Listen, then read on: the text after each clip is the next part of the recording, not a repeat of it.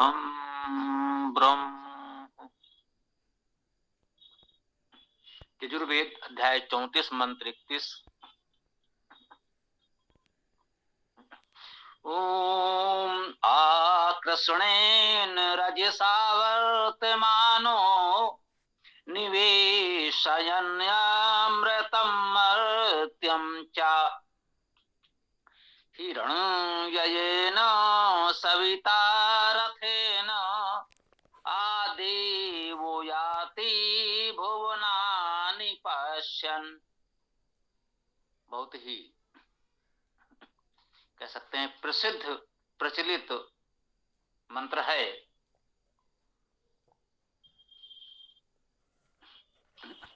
आकर्षणेन, आकर्षण द्वारा, आकर्षण के साथ। उपसर्ग है सम्यक समन्तात। कृष धातु का अर्थ है खींचना, कर्षण करना। आकर्षणेन अर्थात आकर्षण द्वारा, आकर्षण के साथ। रजसा, रजस के साथ, रजस द्वारा। वर्तमानो, वर्तमान है। आकर्षणेन रजसा वर्तमानो, आकर्षण के साथ, रजस के साथ वर्तमान है। आकर्षण द्वारा वर्तमान है और रजस के साथ वर्तमान है। रजस द्वारा भी वर्तमान है। द्वारा और साथ तृतीया विभक्ति में एक समान अर्थ हैं। तो आकर्षणेन तो आकर्षण स्पष्ट हो गया। रज धातु में रज, रजि, रंज धातुओं का अर्थ दीप्त होना, प्रकाश होना मुख्य रूप से होता है। राज धातु का अर्थ भी दीप्त होना, प्रकाश होना ही है। और रंज धातु का अर्थ रंगना, रत होना है। तो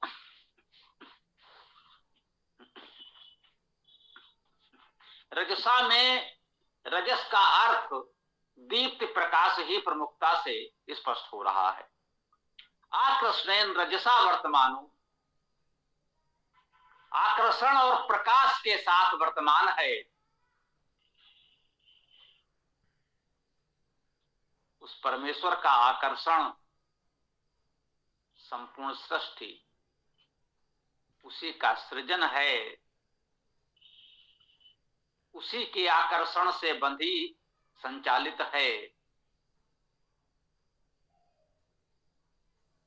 रजस का अर्थ दीप्त प्रकाश, उसी के प्रकाश से प्रकाशित है।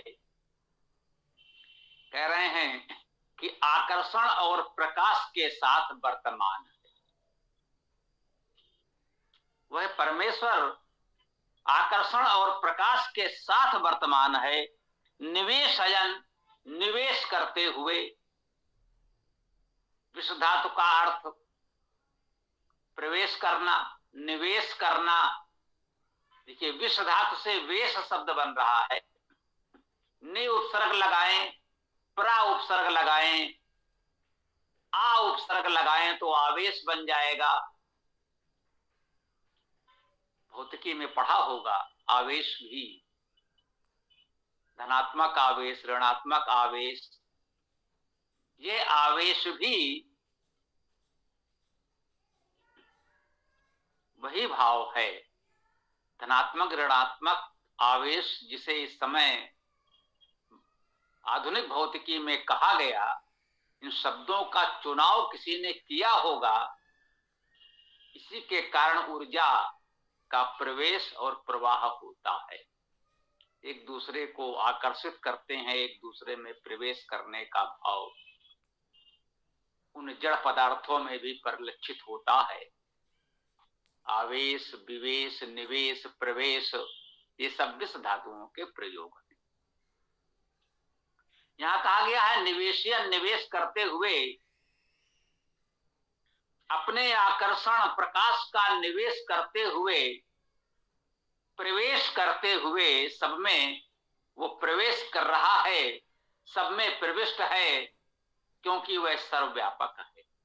परमेश्वर सर्वव्यापक है, तो सब में निवेश करते हुए, प्रवेश करते हुए।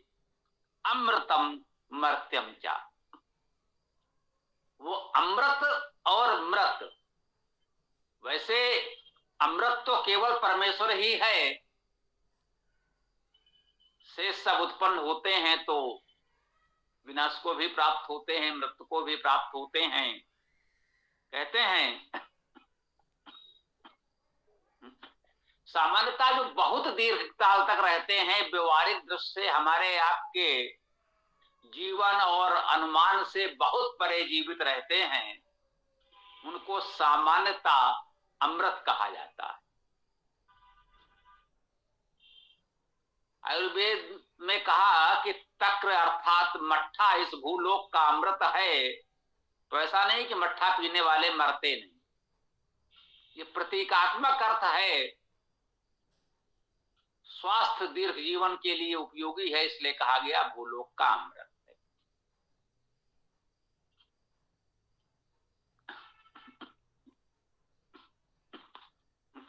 जो हमारे कल्पना से भी परे अति दीर्घ जीवी हैं, हमारे लिए सूर्य अमृत है, क्योंकि हमारा जीवन पृथ्वी पर निर्भर है और सूर्य से पहले पृथ्वी इसी सूर्य में विलीन हो जाएगी, ये भी जानते हैं जानने वाले। अब वेद के काल में वेद के ऋषि इस बात को जानते थे, आज के संदर्भ में आज की भाषा परिभाषा के अनुसार या नहीं, इस पर लोग बहस करते रहे, विवाद करते रहे, हमें उससे कोई लेना देना नहीं। जो सत्य है वो सर्वकालिक सत्य है, वेद उसकी बात करेगा, उसकी शब्दावली भाषा हमारे कितना समझ में आती है ये हमें सोचना है, ये हमारे विचार का विषय है, ये हमारी समस्या है, वेद की नहीं। तो जैसे भी कह लें कि व्यवहारिक भाषा में, बोलचाल की भाषा में, दैनिक लोक भाषा में, व्यवहार में हम जो अति दीर्घ जीवी हैं उन्हें एक प्रकार से अमर कह सकते हैं कि भैया ये तो जैसे अमर हैं, ये तो अमृत पीकर आए हैं, ये तो नहीं मरेंगे। लोग परिहास उपहास में भी कहते हैं, उसका यही भाव होता है कि सबको मरना है तो क्या ये नहीं मरेंगे। तो हमारी तुलना में ये सृष्टि सूर्य आदि अमृत अमर कहे जा सकते हैं, यद्यपि यह सत्य है कि एक दिन इनको भी मरना है। मर्त्यम जो मरणशील हैं, विशेष रूप से जीवधारी प्राणियों के लिए मर्त्यम शब्द आता है, और उसमें भी प्रमुखता में मनुष्य के लिए भी बहुधा मर्त्य और मृत शब्द का प्रयोग होता है वेद में। मरणशील हैं इस भाव से कि हम तो मरणशील हैं। तो कह रहे हैं वो चाहे मर्त्यम अर्थात मरणशील प्राणी हो या उसकी तुलना में अमृत न मरने वाले दिखने वाले ये जड़ सृष्टि हो, पृथ्वी सूर्य आदि हो, वह सब में निवेशयन प्रवेश करता हुआ, व्याप्त होता हुआ वर्तमान है। आकृष्णेन रजसा वर्तमानो निवेशयन अमृतम मर्त्यम चा। वह परमेश्वर आकर्षण और दीप्त प्रकाश के साथ अमृत और मर्त जीवधारी मरणशील जीव और अति दीर्घ जीवी ये जो जड़ प्रकृति है उन सब में व्याप्त होता हुआ वह परमेश्वर वर्तमान है। ये मंत्र हमको ये बता रहा है। हिरण्ययेन सविता रथेन आदेवो जाति भुवनानि पश्यन्। हिरण का अर्थ भी प्रकाश करना, शब्द करना है। हिरण धातु है प्रकाश करना, दीप्त होना, शब्द करना। हिरण्ययेन प्रकाशमय, शब्दमय, रथेन रथ द्वारा, सविता ये सविता ही प्रथमा विभक्ति कर्ता कारक एक वचन में है। इस मंत्र में कर्ता यही सविता। सविता का अर्थ हम जानते हैं, सु धातु है, सुप्रसवे सु ऐश्वर्य। सविता का अर्थ सृजनशील, ऐश्वर्यवान, और सु प्रेरणा धातु है तो प्रेरक भी होता है। तो सृजनशील ऐश्वर्यवान प्रेरक ये उस परमेश्वर के लिए कहा जा रहा है। आध्यात्मिक अर्थ में तो परमेश्वर को ही सविता संबोधित किया जाएगा, और हम कहते हैं कि लौकिक अर्थ में उसके सज्जन, उपासक, विद्वान, देवजन को भी कह सकते हैं, कहते हैं। तो वह सविता परमेश्वर हिरण्ययन रथेन प्रकाशमय रथ द्वारा, उसका रथ कैसा है? प्रकाशमान, शब्दायमान, ऊर्जावान है, कह सकते हैं। प्रकाश और ध्वनि ऊर्जा के प्रमुख रूप हैं जो लोक व्यवहार में हम जानते हैं। तो हिरण्ययन में प्रकाश और ध्वनि दोनों अर्थ हैं। प्रकाशमय शब्द में रथेन रमणीय, रथ शब्द बनता है रम धातु से, जिसका अर्थ है रमना, रमणीय होना। रथेन रमणीय प्रकाश और शब्द में सविता, वह सृजनशील ऐश्वर्यवान प्रेरक परमेश्वर देवो, उसी के लिए कहा गया दिव्य देव। सविता, देव का अर्थ भी प्रकाशमान आदि अनेक अर्थ हैं, हम जानते हैं। अनेक गुण देव शब्द में समाहित हैं। आयाति, देखिए यहां लिखा है आ देवो याति, आ उपसर्ग है, देवो इसमें प्रथमा करता है। ये आ जुड़ेगा, अन्वय करेंगे तो याति में बनेगा आयाति। वह सविता देव आयाति, आता है। या धातु का अर्थ जाना, या का जा लोक भाषा में हो गया, तो या के स्थान पर जा बोलने लगे हम लोग, जाता है। वैदिक भाषा में क्या लिखा है? याति। लोक में हम बोलते हैं जाता है, जात है, इसी को याति मूल शब्द है वेद में, याति। आता है तो आयाति। वह देव सविता आयाति, आता है भुवनानि, भुवनों को। भू धातु का अर्थ होना, भुवनानि बहुवचन है। जो कुछ होता है, जो कुछ हुआ है, उस सब को बहुवचन में कहा भुवनानि, सभी भुवनों को। जितने भी भुवन हैं, जो कुछ हुआ है, उस सब को पश्यन, देखते हुए, वह सबको देखता। वह परमेश्वर जो आकर्षणेन रजसा वर्तमानो, वह आकर्षण और प्रकाश के साथ वर्तमान है। निवेशयन अमृतम मर्त्यम चा, जो अमृत और मरणशील जीव सब में निवेशयन प्रवेश किए हुए है, व्याप्त है। हिरण्ययन सविता रथेन आदेवो याति भुवनानि पश्यन्, वह सविता सृजनशील ऐश्वर्यवान प्रेरक देव प्रकाशमान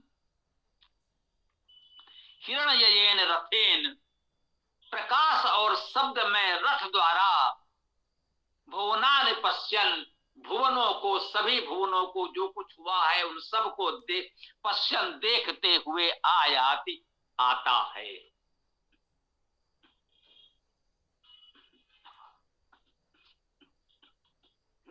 तो इस मंत्र का संदेश क्या हुआ? क्योंकि बहुचर्चित बहुप्रचलित मंत्र है, लोग कुछ शब्दों को लेकर अपने अपने भावना के अनुसार इसकी व्याख्या भावार्थ आदि करते हैं, सद्भावना से करते हैं, मूल अर्थ से बहुत दूर भी नहीं जाता, इसलिए सब स्वीकार्य है।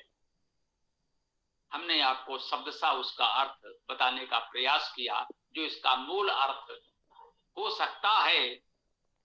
तो इसमें हमें बताया गया कि वह परमेश्वर आकर्षण युक्त है, प्रकाशमय है, वही सब में वर्तमान है, सब में व्यापक है, और वह प्रकाशमय शब्दमय रथ के द्वारा वह देव सबको देखता है। यदि हम ध्यान उपासना करते हैं, स्वाध्याय चिंतन अध्ययन मनन निधि सहसन ध्यान आदि करते हैं, तो वह हमारे हृदय में आता है, हमारे भाव में आता है, हमारे जीवन में आता है। इसमें आयात कहा गया है, वह आता है। हम भावपूर्वक बुलाएं तो वेद में आह्वान करने के शब्द बहुत हैं। वेद धातु आह्वान करना, आह्वान के मंत्र बहुत हैं कि हम उसका आह्वान करते हैं। इस मंत्र में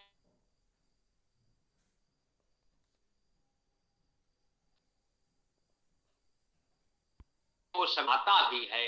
ऐसा नहीं कि हम पुकारते रहें बुलाते रहें और वो सुनता ही नहीं, वो सुनता भी है और आता भी है। बस ये हमें समझना है, वो तो सर्वव्यापक है,